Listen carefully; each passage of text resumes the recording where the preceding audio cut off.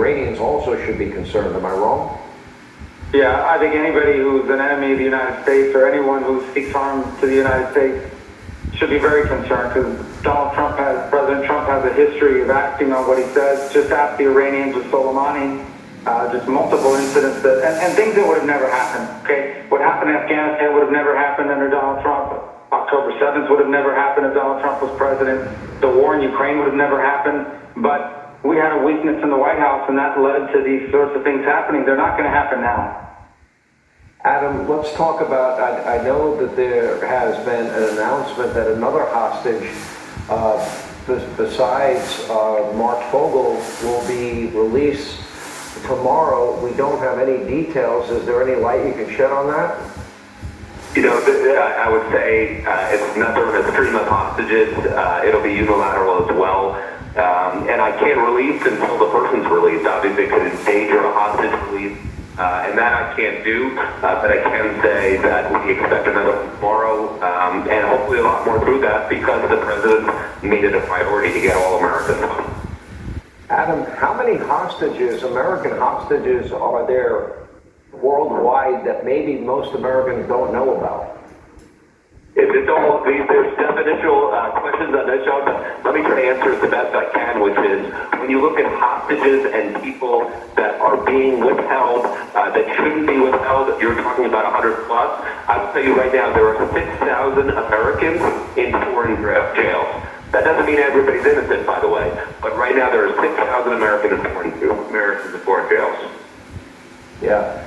Secretary Rubio, you know, since Donald Trump has been elected, and it's hard to imagine, he's only begun his fourth week in now his second term here, and he's working at the speed of light, and I'm sure you're burning the midnight oil every night as well.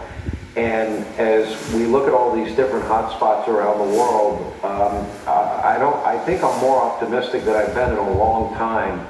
And we saw, for example, Colombia and Canada and Mexico. I know you were actively involved and you went to Panama.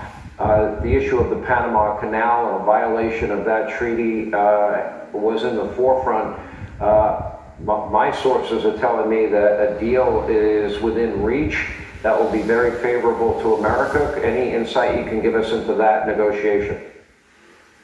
Yeah, you know, I mean, the Panamanians have a process there. They are a country of laws. They have to work through their system to get a good result. But at the end of the day, I think we left there with a very firm understanding that the status quo in the Panama Canal was not acceptable. As the president said, we gave the canal over to Panama, not to China.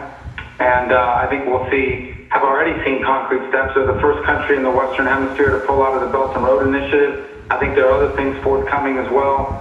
And look, it's a serious issue. I mean, if that canal were to be blocked, it was a time of conflict by the Chinese, or anybody for that matter, we would have a lot of trouble getting naval assets over into the Pacific or back home to the U.S. for refueling or what have you, for restockpiling. So it's an important, you know, there's a reason why they built it, and it's important in national security.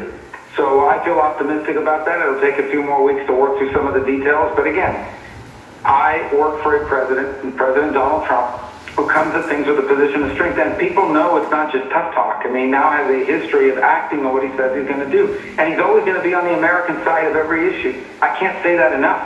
We had a foreign policy for a long time, and I want to say even under multiple administrations of both parties, where oftentimes it felt like we were arguing on behalf of what was good for the world. And we're not for things that are bad for the world, but we're the government of the United States. We have to be first and foremost for what's good for the United States and for our people. And that's been completely lost in foreign policy. Now it's back. And I think you're seeing there's more and more to come.